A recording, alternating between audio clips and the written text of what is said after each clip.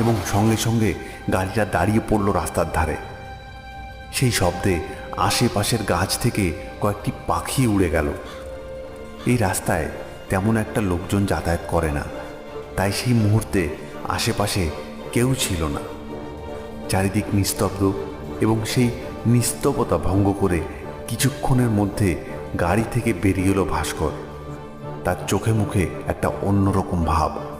সে গাড়ি থেকে বের হওয়ার পর গাড়ির পেছনের দিকটা এসেই খুব বিরক্ত হয়ে বলল, টায়ারটাকে এখানেই পাঞ্চার হতে হলো। এই বলেই সে পুনরায় গাড়ির ভেতরে গিয়ে বসল এবং গাড়ির চাবিটি নিয়ে বৃদ্ধ লোকটিকে বলল গাড়ির বাইরে বেরিয়ে আসার জন্য।